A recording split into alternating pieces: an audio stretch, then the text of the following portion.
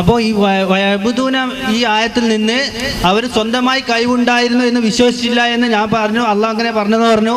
പിന്നെ റാസി അങ്ങനെ പറഞ്ഞിട്ടെന്ന് പറഞ്ഞു. ഇപ്പൊ എന്താ പറയുന്നത് അതിനെ പറ്റിയിട്ട്? വെറുതെ ചിരിച്ചത് കൊണ്ടായില്ല. അല്ല, മറുപടി ഞങ്ങൾ ചിരിക്കുന്നതിന് മുമ്പ് പറഞ്ഞത് കൊണ്ട് അപ്പ ചിരിക്കണത്, നിങ്ങൾക്കത് മനസ്സിലാകാത്തത് കൊണ്ട്. ചിരിച്ചത് കൊണ്ടായില്ല എന്ന് പറഞ്ഞത് റാസി അങ്ങനെ പറഞ്ഞു. റാസി എന്നാണ്, റാസി എന്ന് പറയാൻ പാടില്ല. ഏതോ ആവട്ടെ, എന്ന് പറഞ്ഞു. അതിന്റെ മഴനെ ഇവിടെ പറഞ്ഞത് ഈ ശുപാർശ എന്ന് പറഞ്ഞ മിൻ ഗൈരി ഹാജത്തിൻ, മിൻ ഗൈരി ഹാജത്തിൻ ഇലാ ഇതിനില്ല. അതെ, അള്ളാഹുവിന്റെ സമ്മതത്തിലേക്ക്. റാസി വ്യക്തി, ഇതും റാസി തന്നെയാണ്. ഇതൊക്കെ അറബി തിരിയെങ്കിൽ നോക്കാം. കണ്ടോ, ഇമാം റാസി വളരെ വ്യക്തമായിട്ട് തന്നെ പറയുകയാണ്, ഇന്നഹാ തശ്ഫഉ ലനാ ഇൻദല്ലാഹി മിൻ ഗൈരി ഹാജത്തിൻ ഫീഹി ഇലാ ഇതിനില്ലാ.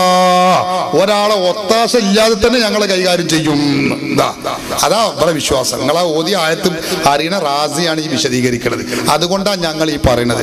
ഇത് തിരിയണ മുജാഹിദിന്റെ ഏറ്റവും വലിയ ഖുർആൻ പരിഭാഷകൻ അമാനി മൗലവിന്റെ ഉദ്ധരണിയാണ് നേരത്തെ വായിച്ചത്. ഏത് ഇങ്ങനെ മറ്റൊരാളെ കീഴിലല്ല, പിന്നെന്താണ് വിട്ടുകൊടുത്തിട്ടുണ്ട്, ഓരോരുത്തർക്ക് ഓരോന്ന് വിട്ടുകൊടുത്തിട്ടുണ്ട് എന്ന് മക്കയിലെ മുശ്രിക്കുകൾ വിശ്വസിച്ചിരുന്നു എന്ന് ഞങ്ങൾ മാത്രമല്ല, മുജാഹിദിന്റെ അമാനി മൗലവി പറഞ്ഞത് അവിടെ ഉദ്ധരിച്ചത്. അതിനെ കുറിച്ചൊന്നും പറഞ്ഞത് റാസി അവിടെ, മറ്റത് ഇവിടെ. റാസി മുഴുവൻ കണ്ടവരാണ് ഞങ്ങൾ. ഈ മുജാഹിദിന്റെ അമാനി മൗലവി അതൊക്കെ ഞങ്ങൾ ഈ വായിക്കണേ. വെറുതെ പിന്നെ നിങ്ങൾ അവിടുന്ന് ഇവിടുന്ന് കട്ട് മുറിച്ച് അവിടെ ദുർവ്യാഖ്യാനിക്കേണ്ട യാതൊരു കാര്യവുമില്ല. നേരത്തെ മുജാഹിദ് പ്രവർത്തകനായ ഒരു സഹോദരനാണ് ഇവിടെ ചോദിച്ചത്. നേരത്തെ ചോദിച്ചത് ഇന്ദുഹുവിനെ കുറിച്ച് എനിക്ക് കുറെ കാര്യങ്ങൾ തിരിഞ്ഞു എന്ന് അയാൾ പറഞ്ഞു. അതിന് തന്നെയാണ് സാധാരണക്കാർക്കൊന്ന് തിരിയട്ടെ എന്ന് കരുതിയിട്ട് തന്നെയാണ് ഞാൻ അത്രയും സമയം വിശദീകരിച്ചത്. അതിനെക്കുറിച്ചൊന്നും ഇവർക്ക് മറുപടി പറയാൻ കഴിഞ്ഞിട്ടില്ല. ഔലായി ശുഫാവുമാണ് ഇപ്പൊ ഉള്ളത്. ഈ ആയത്തിന്റെ വ്യാഖ്യാനത്തിൽ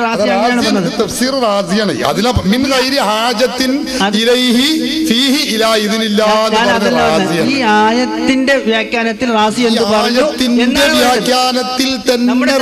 നമ്മുടെ ചർച്ച ഈ ആയത്താണ്. ഈ ആയത്തിനെ കുറിച്ച് തന്നെയാണ്, ഈ ശഫാഅത്തിനെ കുറിച്ച് തന്നെയാണ് റാസി ഇമാം ഇവിടെയും പറയുന്നത്. ഈ ശഫാഅത്തിനെ കുറിച്ച് തന്നെയാണ്. അല്ല, ഇത് മുഅ്മിനീങ്ങളുടെ ശഫാഅത്തിനെ കുറിച്ചല്ല, മുശ്രിക്കുകളുടെ ശഫാഅത്തിനെ കുറിച്ചാണ് ഈ പറഞ്ഞത്. റാസി മുജാഹിദുകളെ പോലെ വൈരുദ്ധ്യം പറയുന്ന ആളല്ല. റാസി ഇമാമ് മുജാഹിദുകളെ പേരിൽ ഒരു കൊല്ലം കഴിയുമ്പോൾ മാറ്റി പറയാ, അത് പറയുന്ന ആളല്ലല്ലോ റാസി ഇമാമ്. ഇതൊക്കെ കണ്ടിട്ട് പറയാ റാസി ഇമാമ്. അപ്പൊ റാസി ഇമാമ് ആ പറഞ്ഞതിന്റെയും ഈ പറഞ്ഞതിന്റെയും ഒക്കെ അർത്ഥം ഒന്നാണ്. എന്താണ് അതിന്റെ അർത്ഥം? അള്ളാഹുവിലേക്ക് ആവശ്യമില്ലാതെ തന്നെ, അള്ളാഹുവിലേക്ക് ഒത്താശ ഇല്ലാതെ തന്നെ ഈ കാര്യങ്ങൾ അള്ളാഹു ശുപാർശ ചെയ്യുമേ, വിഗ്രഹങ്ങൾ ശുപാർശ ചെയ്യുമെന്ന് മുശ്രിക്കുകൾ വിശ്വസിച്ചിരുന്നു. ഒന്ന്. ഇമാം ഹാഫിദ് ഇബ്നു ഹജർ അൽ അസ്ഖലാനി, ഞാൻ പറഞ്ഞല്ലോ 3 ലക്ഷം ഹദീസ് മനപ്പാടമുള്ള ഇമാമ, ഫത്ഹുൽ ബാരിയിൽ പറഞ്ഞല്ലോ, കമാ കാനത്തിൽ ജാഹിലിയ്യത്തു തഅ്തഖിദുഹു ഫിൽ ഔസാൻ. ബിംബങ്ങളെ കുറിച്ച് മക്കയിലെ മുശ്രിക്കുകൾ സ്വന്തമായി ഉപകാരവും ഉപദ്രവവും ചെയ്യാൻ കഴിവുള്ളവരാണെന്ന് വിശ്വസിച്ചിരുന്നു എന്ന് പറയുന്നത് സമസ്തന്റെ ആളല്ലല്ലോ. ഹാഫിദ് ഇബ്നു ഹജർ അൽ അസ്ഖലാനി ഹാഫിദുദ് ദുനിയ എന്ന അപരനാമത്തിൽ അറിയപ്പെടുന്ന ഹാഫിദ് ഇബ്നു ഹജർ അൽ അസ്ഖലാനിയാണ്.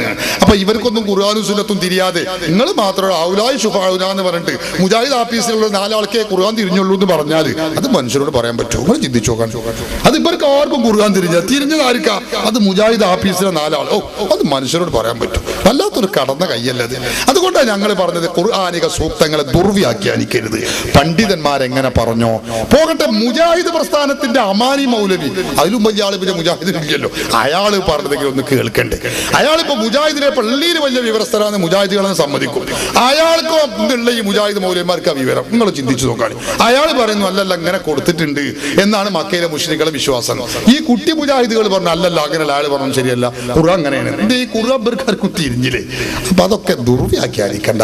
ഇമാമുകൾ ഖുർആൻ പണ്ഡിതർ എന്ത് പറഞ്ഞു അത് പറഞ്ഞാൽ മതി.